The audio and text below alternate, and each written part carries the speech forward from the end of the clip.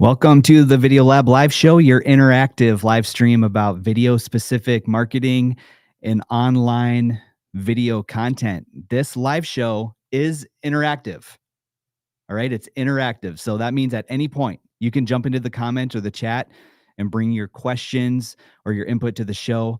And you know what? Let's start warming that chat up just a little bit. Let's warm it up. Two things. Say hi and then let me know where you're watching from. That's it. Say hi and let me know where you're watching from. So jump into the chat. If you are just joining us, say hi. Let me know where you're watching from. Okay, so did you know that according to marketing research done by HubSpot, that 87% of brands say that email marketing is very critical to their business success? And 77% of marketers have seen an increase in email engagement over the last 12 months.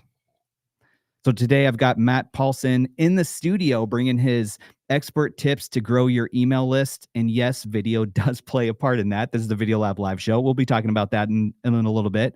But Matt and his team have built Marketbeat to the tune of over 4 million email subscribers, bringing in over $30 million per year. And that's absolutely staggering numbers.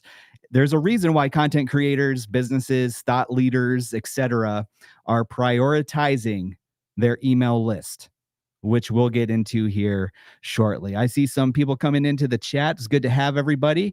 Matt, thanks for being in the studio. You'll be here on screen here soon. Tommy, Momo, Jason, Lane, Blake, Bruggs 101, thanks for jumping into the chat.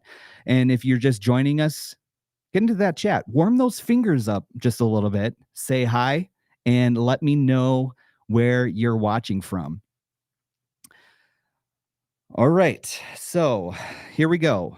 We've got Matt in the studio, and Matt is the founder and CEO of Marketbeat here in South Dakota. And Marketbeat's newsletter-based products help investors make trading decisions with financial data in real time, as well as providing stock research tools and analysis. So it's all about the stock market over there at Marketbeat, and you can find more info about Marketbeat and Matt through the links that I have in the description. The thing that sticks out to me, though, with Marketbeat, and I love this is one of their core values. So this is built into the culture of Marketbeat. It's automate everything. It's automate everything. I love that. So please, Matt, tell us more about automation. All right, if you don't know me, my name is Caleb, and I'm a video educator and video creator and founder of the Video Lab Sioux Falls, which is fully video education, kind of like this show that we're doing right now. This is part of the video education as well as some other workshops that I'll talk about here in just a sec.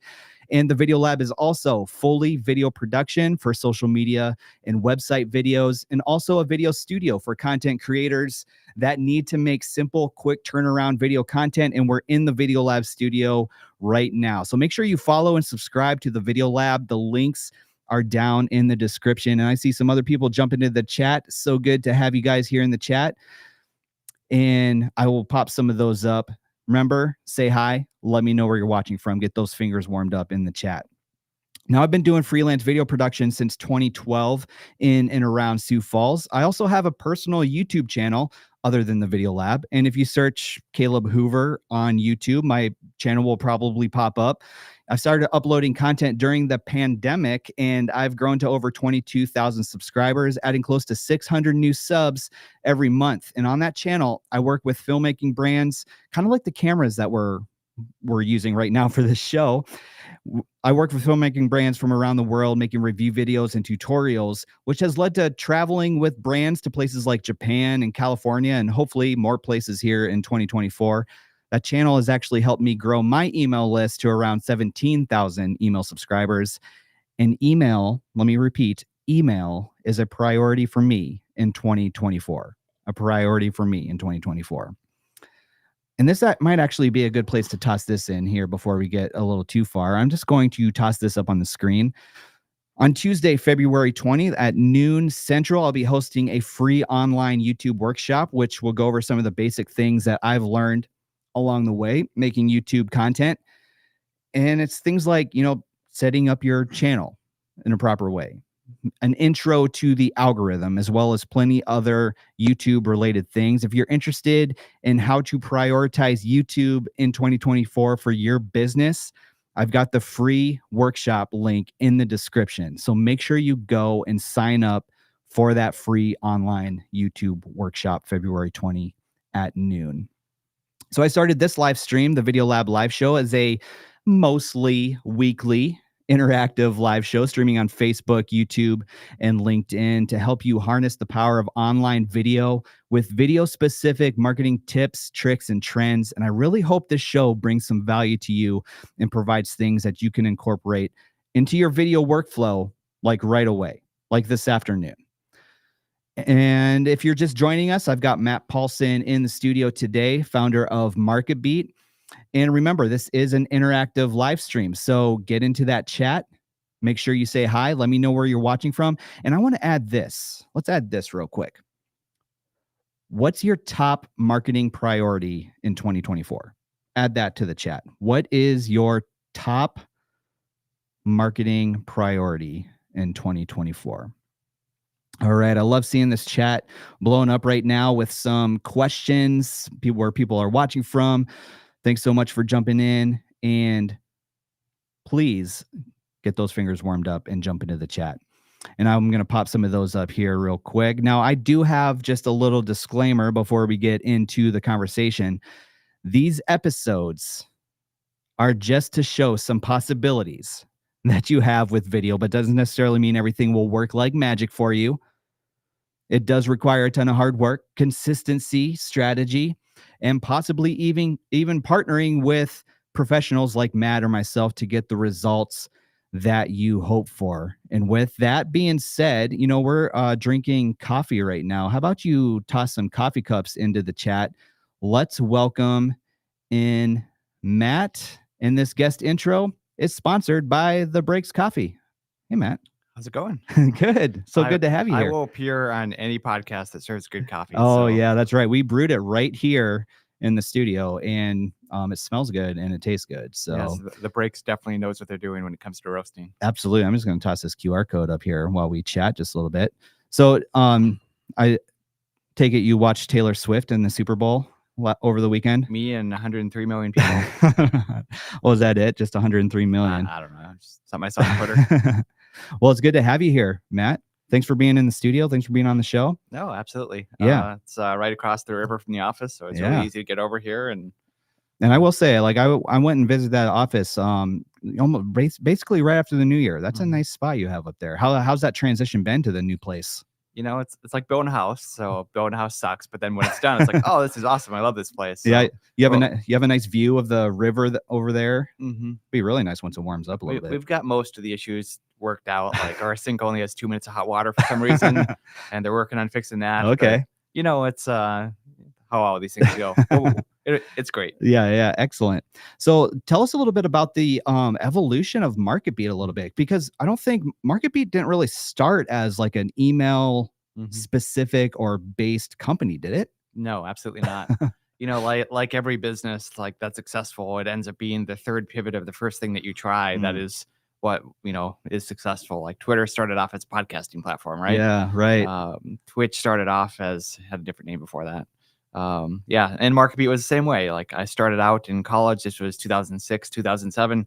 Trying to make some money because I lived in Madison, South Dakota, and the job opportunities were 1, work at McDonald's, or 2, be a pencil pusher at the university, or 3, like work at the grocery store. And neither of those jobs really sounded all that entertaining to me. So I thought, okay, I'm going to try to make some money on the internet. And the way it started was through freelance writing. I could get paid some decent money to write like personal finance content from on different websites. And I listened to enough Dave Ramsey where I felt like I kind of knew what I was talking about. Nice. So I did that. And then I turned into a personal finance blog. And then in 2009, it turned into an investing blog kind of during the recession. And everybody was wondering, is Citibank going to go bankrupt today? Or is Bank of America going to go bankrupt today? So I would just write about those stocks every day. Our articles would get picked up in Google Finance and Yahoo Finance and MSN Money, get a boatload of people back to our website. And at that point, it was really just an SEO traffic to the website and get people to click on ads business. Okay. And, that was just fine. But I knew like you know, when you're weird times like that, those weird times don't last forever. Yeah, right. And at the same time, I was listening to a podcast that's long gone, but maybe remembered by some people that have been around for a while, called Internet Business Mastery. Okay. And guys named real, you know, they use like pseudonyms, so they were like Sterling and Jay were their names. And you know, the thing that they rang into my head over and over and over again was that you need to have an audience and you need something to sell to that audience. You can't just rely on people coming to your website and buying stuff. So I thought, okay, how do I build an audience? And it turns out, you know, you build an email list. So I started a Interesting. newsletter, and we started the newsletter at the end of 2010, early 2011. And we have some subscribers that signed up for Marketbeat, had a different name back then. Yep. That signed up in 2011 that are still Wow. subscribed That's to amazing. our newsletter in Yeah. 2024. So That's you incredible. think about what other marketing platforms can you get a sign up and then still have that person Yeah. 13 years later? Yeah. Just, That's crazy. I mean, do you have a Facebook group from 13 years ago that's still active? Or, I mean, you know, the social media platforms, they just change so often. Yeah. Like the audience doesn't stick around. Right. But with email, some of them will stick around for a very long time, even decades, which is just really very interesting. I like what you said in there. Like you kind of took notice of like what people were asking, right? And then you started kind of making like this whole Citibank thing. Like, you know, is Citibank going to be closing down, or like wherever that looks like? And you started making content around those things that people were already asking. Yes. I like that. And then that kind of evolved into that newsletter where maybe like some trending topics and things like that. That's fantastic. All right. Well, you like coffee, Matt? I love coffee. Yeah, so we're drinking the Breaks coffee. Thank you, Breaks, for being a sponsor. And you know what? I have this QR code up here while we've been having this conversation. It's the Absolute Blend, which we're drinking in the studio today. I highly recommend it. It's fantastic. It's nutty. Click on that link or go to thebreakscoffeeroasting.com and you can purchase a bag of the Breaks coffee right there. It makes a perfect Valentine's Day gift. This week is Valentine's Day is this week, right? Yeah, it's Wednesday. Yeah. Okay. Well, coffee will make a perfect gift for Valentine's Day, I think, if you're into coffee. Yes. All right. Well, I'm going to pop that off here. And you know what? We've had some chat going already that I want to jump into, and I'm going to punch these cameras in, Matt. Okay. Let's see. Did you see any pop in here that you wanted to get to? I like this one right here. Dustin Hanson. Matt, can you tell me how to delete my spam folder emails? Right. Don't listen to Dustin. He and I have a standing lunch date every Thursday at noon, and like he skips it most of the time. So I don't want to give him the time of day on this podcast. No, that was good. That was good. I like that. Great question, Dustin. All right, here we go. How about this? Thank you for jumping into the chat. Are there specific business models which work better for email marketing than others? If so, what do they have in common? Absolutely. You know, I think there's kind of two schools of email marketing. There is kind of the build the audience school, where it's anybody who's interested in a topic, you know, come sign up and learn about it. But then there's also kind of the outbound cold email of like, I'm trying to reach this like really niche target group of people. And if that's the case, like email is great, but in very, very different ways. So if it's like an interest-based thing where like I'm really interested in the stock market, or I'm really interested in knitting or gardening, or like some kind of hobby, like those are great for kind of those list building businesses. But I had a business called Go Photo Contest that helped animal shelters raise money. Still does today.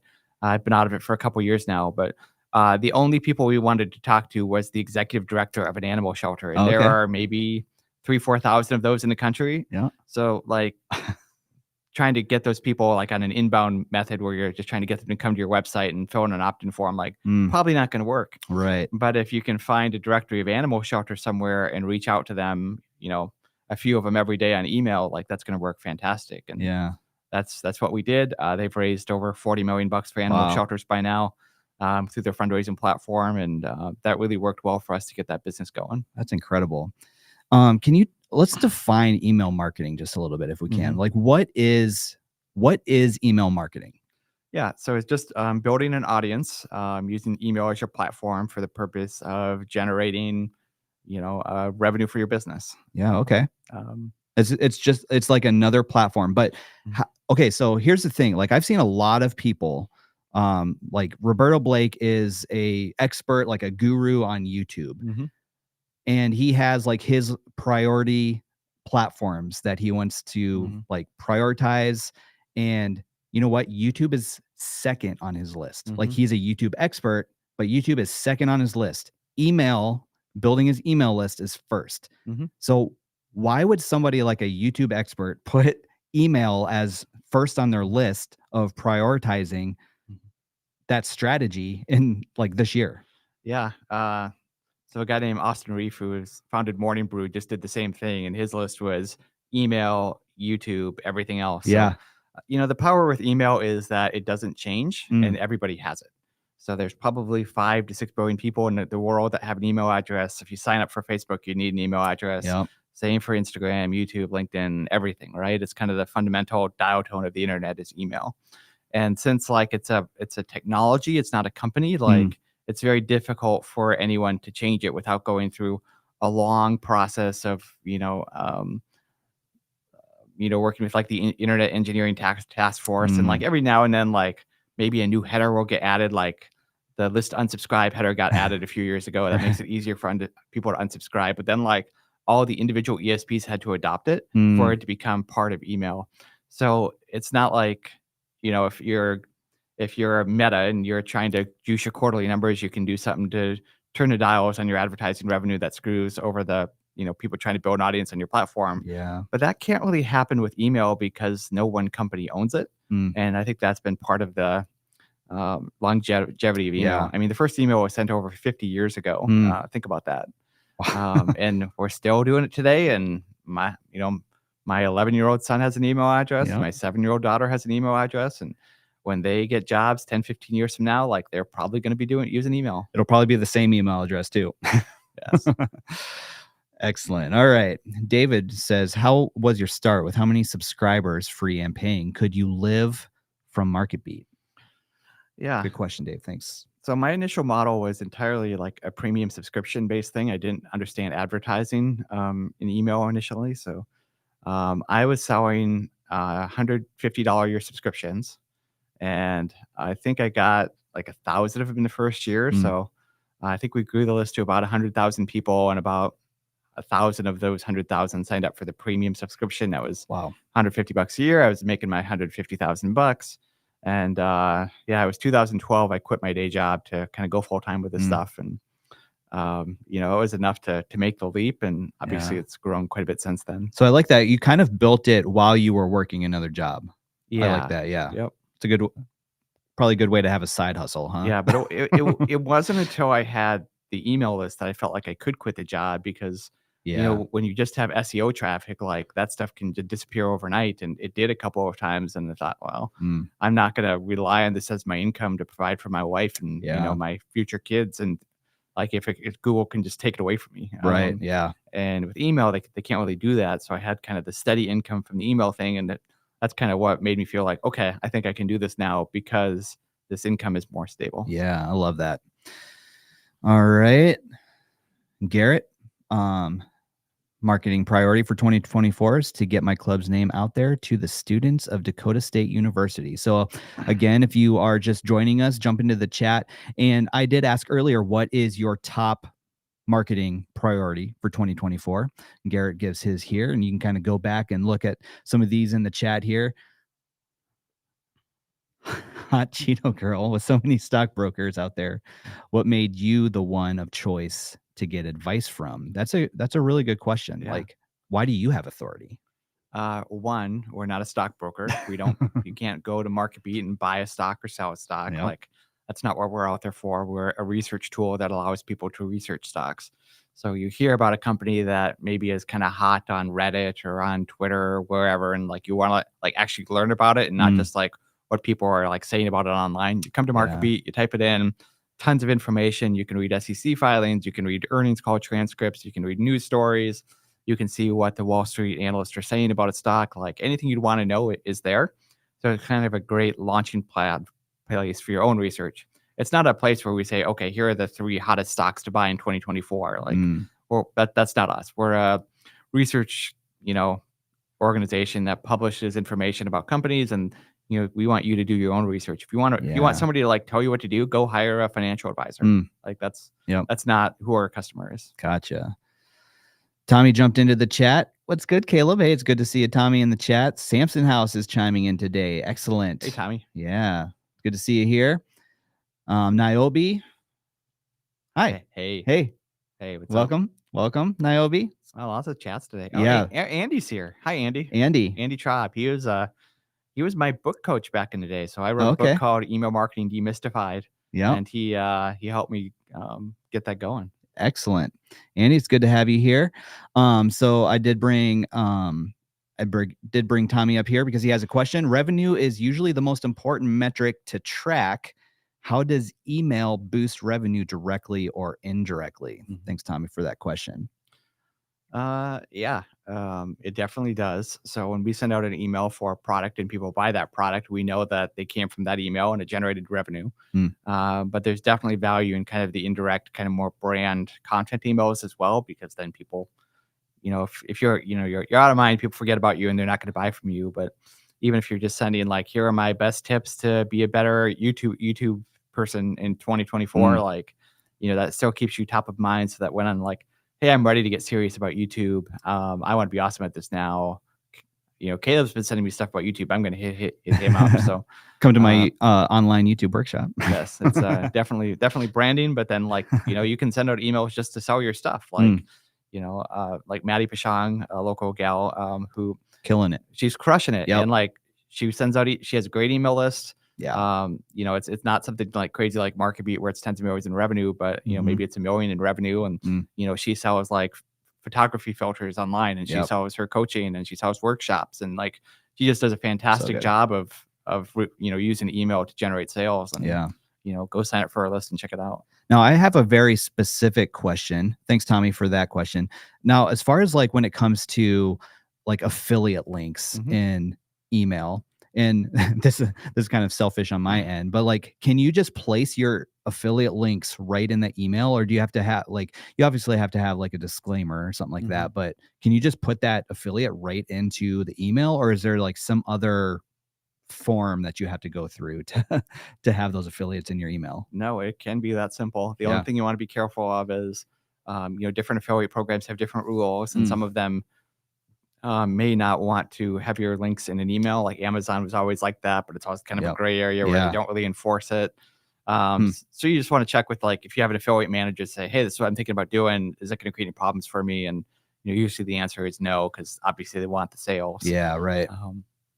But they maybe, if it's a high compliance thing, like, we have credit card offers that we promote, or savings account offers. Like if we send out an email that goes to like Quinn Street or their My Bank Tracker website, like we have to get that email approved before we send it to our list. Interesting. Because they have high compliance rules with like American Express and the banks they work with.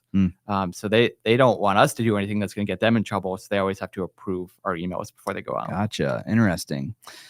All right, here's one from a LinkedIn user. Sorry, we don't have your name, but it says, hi, Matt. A question we get a lot from businesses is that they want to send an email update / newsletter, etc., on a regular basis, but they don't know who they might send to. How do businesses get started with building their email audience, especially for small startup, is the rest of that? Yeah. I mean, really the question is like, is not as much as like, how do you build an email list? It's how do you get known to begin with, right? Yeah. And I think that's where a lot of people struggle with email, is they're just getting started. Nobody knows about you, and you're just trying to become known. Like this podcast, new podcast. Yeah, this is pretty new. You're trying to become known. So it's, how do I build my email list is really, how do I become known? Yeah. And you'd love for there to be a magic kind of thing that would do that, right? Yeah. It's like, okay, I want 100,000 Twitter followers. How do I do that like today? And like, well, you probably don't. But, I mean, you identify who the people that like are in your target demographic and psychographic are, like what types of people would be interested in my stuff. And then I go find where they are on the internet. Maybe they're on Reddit, maybe they're on Twitter, maybe they're on Facebook or LinkedIn, and you participate in those communities and you add value. And you can do advertising to promote yourself, and show up on people's podcasts and YouTube channels, and like there's lots of stuff that you can do, but most people just don't want to do it because it's hard. It's and work. It's a grind, and you have to do it for a long time. Like, you don't develop a personal brand overnight. Like Joe Rogan did not become Joe Rogan with one podcast. Yeah, right. It was a TV career, and doing stuff before that, and he's like 20 years into it now. Now, I kind of like where you're going with that too. Like, as being familiar with the YouTube platform a little bit, it's like very niche communities. Is it kind of the same like what you were saying with email, is like just contributing to a niche community? Does it kind of come down to that a little bit with email? It can, but email is kind of a unique animal, and like there are shortcuts. Yeah. Usually involve you paying money. Right. Like a lot of people have built email lists this year by using the SparkLoop advertising network. So like, you go to Marketbeat, you sign up, you see ads for other newsletters. That's called a co-registration advertising platform. And like, there's one called SparkLoop that's really kind of taken the new hot trendy newsletter, ecosystem by storm. And you can pay $2, $3, $4 for an email sign up and really get your list off the ground. Yeah. You do have to be careful with it though, because you can set like criteria of like, this is what I'm going to pay, this is what somebody has to do. So you can get a lot of low quality email signups if you're not careful with it.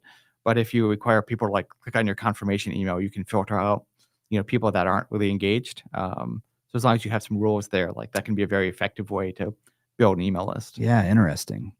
Okay. From LinkedIn again, Garrett. Hi, Matt. What recommendations would you provide to a student club that relies on cold emails to reach out to on-campus students for engagement? I would just keep using your DSU email until somebody yells at you.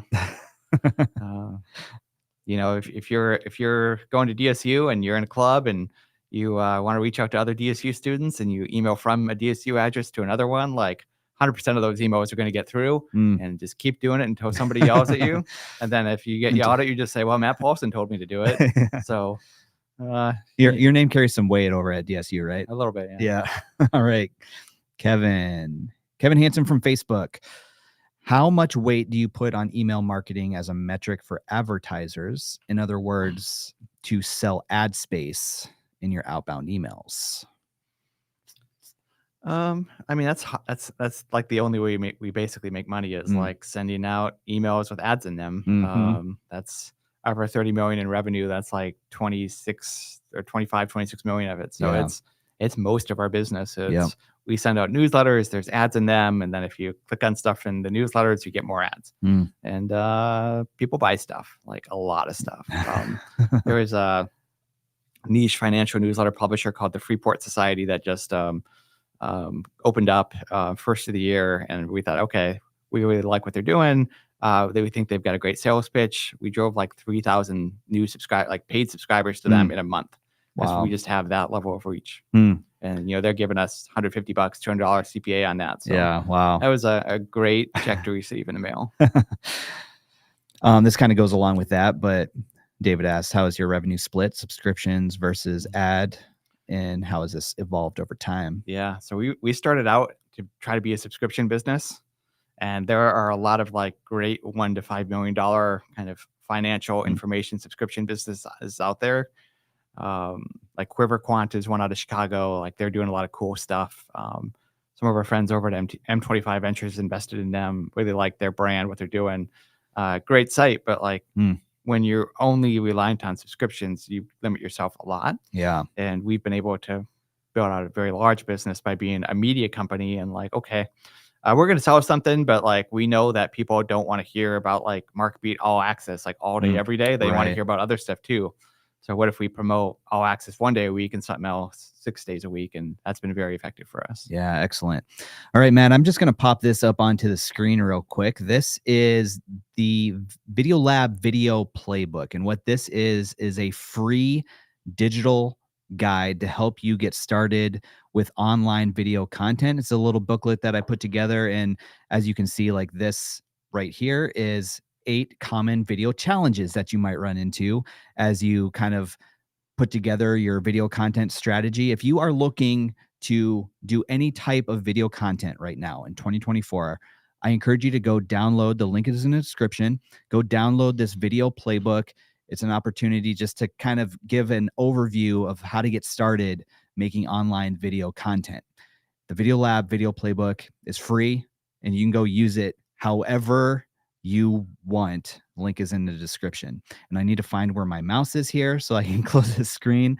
But I wanted to bring that up because I wanted to kind of tie this back to video just a little bit before we get into some of these other questions.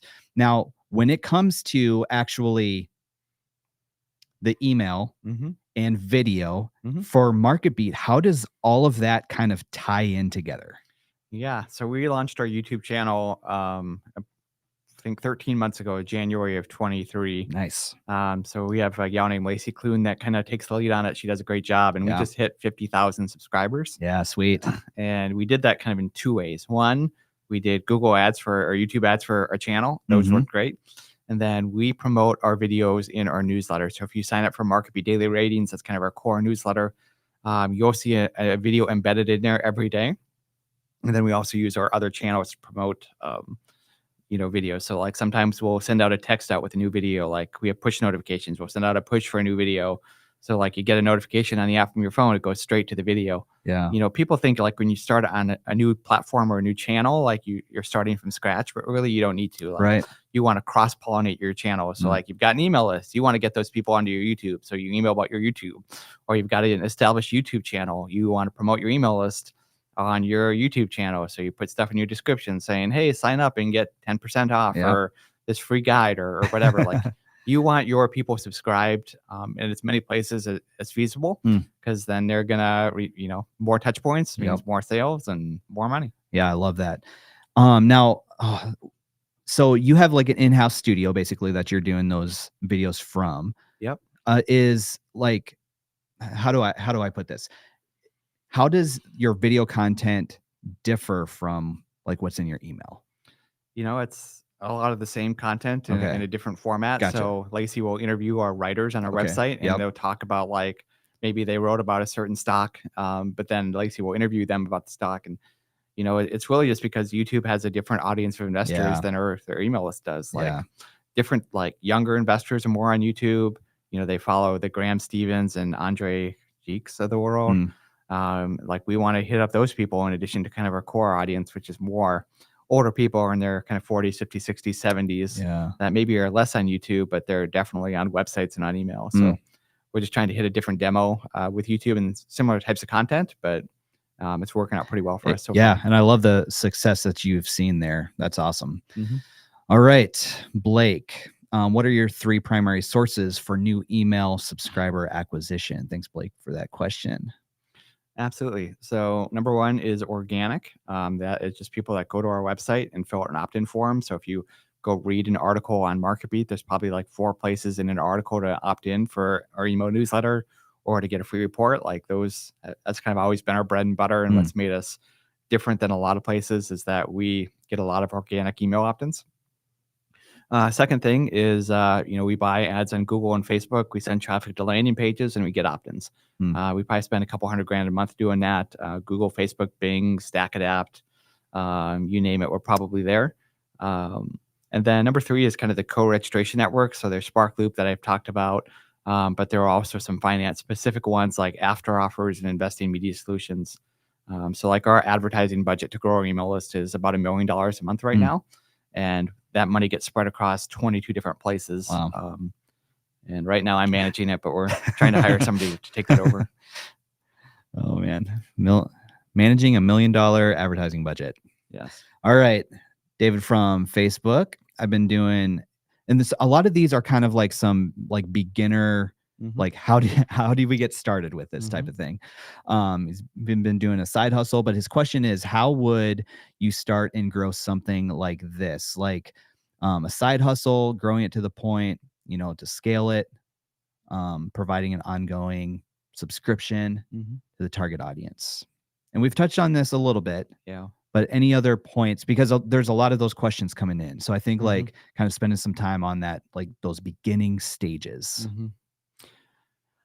Yeah. I mean, the main thing is you want to build the audience before you build your product. So, this is not easy. Like that's why there are so many people at the beginning stage, is because if it was easy, like more people would be successful. Like it's one of those simple, but not easy things. Like it's simple to do, but it's not easy because you have to do the same things over and over and over again for probably 2 years before you're going to have an audience, and you'll make like no money during that time. So that's why most people never really get off the ground. It's a lot of grunt work, trying to get on podcasts, participating in online communities, tweeting, posting on LinkedIn. Like all these things are like, you do the work and you don't see that immediate return, and then you give up. One of the things that I think is highly underrated is working on the same problem for a long period of time. Because like most people just give up after a year or two. I've been doing this crap for 17 years. Like nobody does sticks around that long. And that's kind of the reason that we've reached the level of success we've had is we just didn't give up. And a lot of people just give up way too early. Like, you're trying to do something hard. So like, don't be surprised when you're doing it for 3 months and you only have 100 people on your email list. Like this is just not easy to do. And like, that's okay. Like, stick with it. Yeah. But like, you got to stick with it for years. Yeah. Right. Well, and that's like when people ask about, making video content and things like that too. It's like, well, plan on like 50 to 100 plus videos before like people might start taking notice, or the algorithm starts sending people to your videos. Like be consistent, but also it's going to take a lot of video content to get it up there. I mean, there's those outliers, right? There's those outliers that might, blow up every once in a while, but for a lot of us, it's like a consistent thing. Even the stuff that blows up, like it blows up like at episode 150, not episode 1. Totally. I don't know what the stat is, but like half of podcasts don't make it past 10 episodes or something like that. Right. Most people give up like my podcast got to 26 episodes before I give up. So yeah. Oh man. No, I mean, if I got to 250 episodes, maybe there would have been something. But, it just didn't stick with it because I quit like most people do. All right. Elmer brings up, you send a lot of promos right off the bat when someone opts into your list. How do you warm up new IP addresses to be able to send 5+ dedicated promos per day without landing in spam or the promo tab? This is a pretty technical question. Finally, an advanced question. I think working with a legit ESP like is really helpful to that. Because like when we warm up a new IP address, so like when you send out emails from an ESP, like it will send out from an email like an IP address, like an address, and based off that IP address, you're going to build a reputation for your email sending. So it's kind of based off the IP, like the server IP that sends the email, but also your domain name. And like when you're first getting started, you'll be on a shared IP address with a bunch of different email senders. But then like once you get big enough, your email service provider will say, you're sending out a lot of mail. Let's put you on a dedicated IP. And at which point you say, great, let's do it. And then the way that they do it is they do this kind of slow ramp up process where like the first day, like you may only send 5 emails, and then it's 10, and then it's 20, and then it's 40. It's like you really have to ramp up very kind of organically. But now we're at the point where we can send 10 million emails a day from an IP address and they actually get delivered to the inbox. Wow. And, I keep asking our SendGrid person, like, should we be adding more IPs? And I'm like, well, it's working now. So let's not break things. Wow. 10 million a day. All right. Tommy jumps back in. What do you typically recommend for email marketing platform? Is MailChimp enough, or do you see something like Campaign Monitor more effective in the long run? That's a great question, Tommy. Thanks. Yeah, I mean, it really depends on what you're trying to accomplish, right? Like if you're a creator, ConvertKit has kind of cornered that. Disclaimer, I'm a ConvertKit shareholder, so be aware of that. But like they've done a great job. Like the people that are sending, new newsletters are all using Beehive, and they're very happy with that. Some more advanced people are using ActiveCampaign and Campaign Monitor. If you're a small nonprofit and you don't have any money, go use MailChimp. It's just like, what is the right tool for the right job? And it really kind of depends on what type of content you're sending and, who you are. Like if you're an e-commerce, business, like you're probably on Klaviyo, right? The answer is it depends. Yeah. I know I just moved my email list over to ConvertKit and I absolutely love it. And this kind of brings up one of the things I love about ConvertKit that I talked about in my intro is automation, right? So setting up those automations to send people to different tags or whatever, or follow-up emails on if they don't purchase right away. Tell us a little bit about the automation process that you have with Marketbeat, because it's in your core values. So it's obviously Very important. Mm-hmm. Could tell us a little bit about the automation process. Yeah, so this has kind of been the plan since day one, because like our newsletter, like our main Marketbeat newsletter, like nobody writes it; it's all automated. Mm. We do have writers on our website now, but like the newsletter is like generated with code and data. It gets sent out, and that's kind of that. Yeah. It's always been that way, and it's because for a long time I didn't like people, still don't like people. And just thought like, well, why would I hire for this? I can just write code that does this, and like that's kind of always been part of the ethos. Is like, well, we could have somebody do it, or we could just spend a few hours to automate this task. And, if we can't automate something, we do. And that's allowed us to build a $30-ish million a year business with, I think we're at 15 people right now. How big is automation in anything really? Like, as you see kind of businesses grow and things like that, like on a scale of 1 to 10 for businesses right now, like that automation piece, like, where do they need to be? Yeah. I mean, it really depends on the business, right? Yeah. But I think if you have any tech skills at all and you can automate stuff, you should, because that it just allows you to be a more capital efficient business. You need fewer people, you need less money, and like, software breaks sometimes, like, but it breaks a lot less often than people. Like the software doesn't get sick. It doesn't have kids that are at home sick or need to go to the doctor. Right. Like the software's grandma can't die. Like it just it works. Like we have like functions that like run once a day and have run once a day for 10 years and like have run for 10 years without breaking or needing feedback or it's so much easier to do it that way if you can. I really like this question that German with Laura brought up. Thanks, German with Laura from YouTube. How are you deciding how many emails to send? We currently usually send just one email a day to new prospects, worried about hurting our brand with too many. Can you send too many? You can, but the number is much higher than you think it is. Like interesting. An email a day, like fine, go for it. Yeah. We have like 8 different email lists. So there are people that get 8 emails a day from all of our different brands and like they don't unsubscribe. So like, and they click on links and they buy stuff. So it's like, oh, maybe they're happy with 8 emails a day. But I for most, I think 1 email a day is probably about the limit for a lot of people. And, a couple emails a week is fine. But one of my mottos is you send more email, you make more money. Most people just don't send enough email. So like my personal list, like I would email once a quarter and like clearly that wasn't enough. And like finally Lacey yelled at me and said, you should really send some more email. I'm just going to do it for you. And I said, okay. Nice. So now when something like this comes up, she will email it out in advance and try to, promote it. And that's been great. Love it. Tommy jumps back in. How do you test copywriting for emails? Subject lines, good writing, copy can make or break the success. You need to know the audience, but is there any special sauce, quotes, when it comes to email copy? Special sauce, kind of like a Big Mac. Yeah. So, this comes back to automation too. So one thing we'll do is this is a tip we learned from our friend Perry Belcher many years ago. But the first 20% of your list, like you pick out 3 or 4 different subject lines, maybe 5% gets subject line number 1, 5% gets subject line number 2, and same 3 and 4. And then like you wait an hour and say, okay, well, subject line number 3 got the highest open rate. So we're just going to send that one to the remaining 80% of the list. Yeah. And, that's worked out fantastic. Some A/B testing type stuff. Yeah. And I think like for like advertising emails or you're trying to like sell something, like the simpler you can keep the message, the better. Like some of the highest generating emails we have, like maybe have 20 words in them at most. Oh, wow.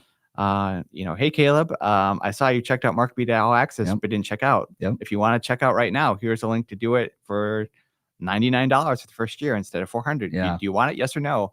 And like really simple stuff because like people are checking on their phones. Yeah. You're scanning through 100 emails. Like a simple message, the better. I generally tell people kind of one idea per email, unless it's like a newsletter where it's like people might actually be reading the whole thing.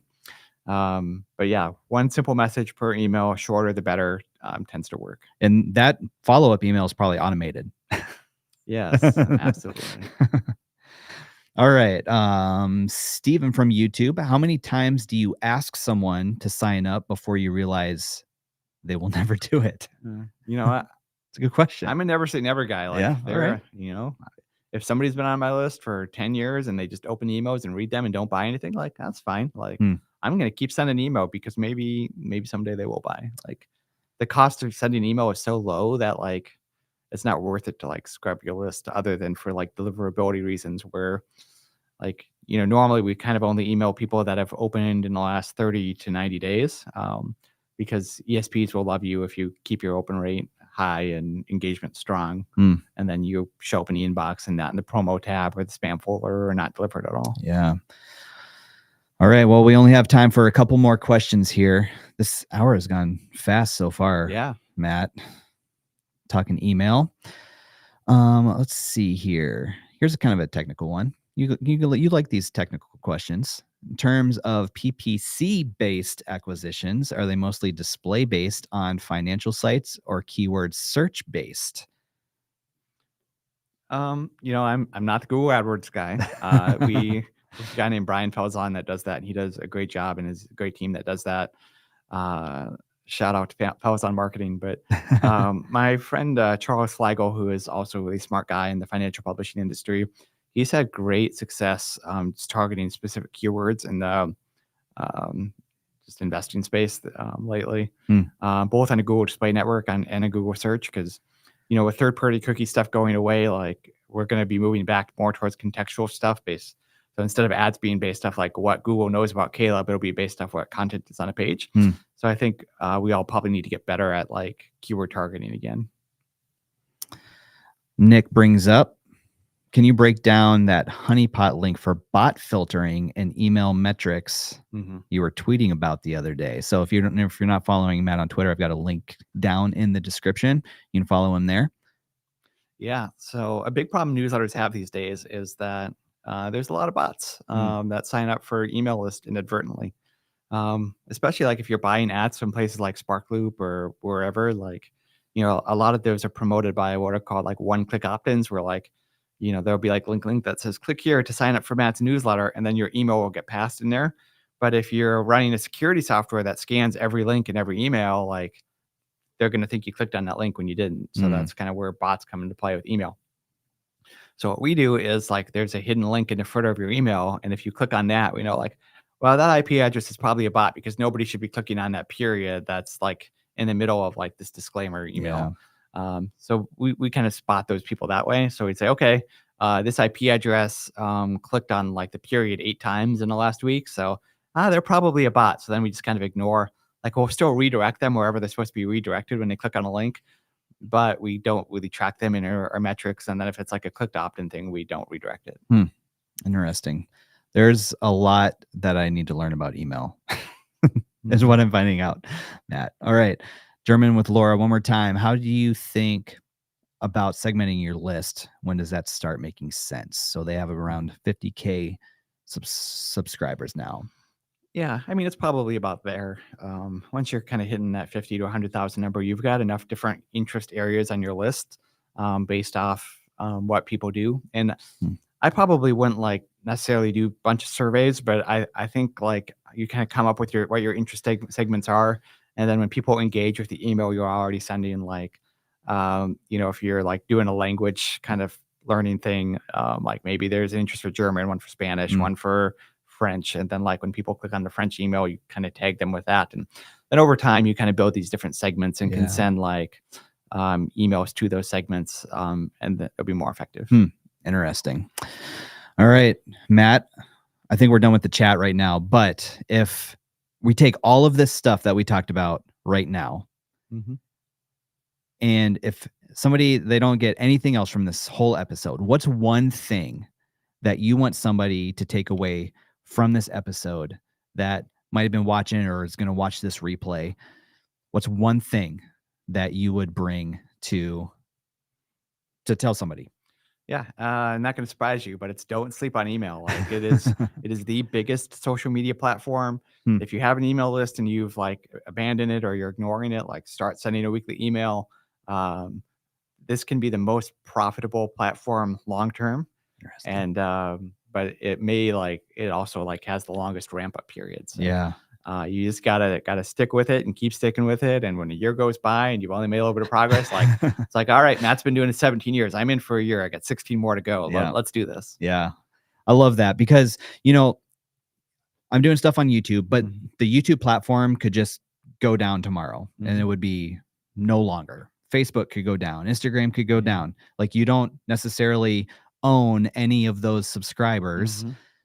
But when it comes to email, that really is a client, like a customer list. Mhm. Yeah.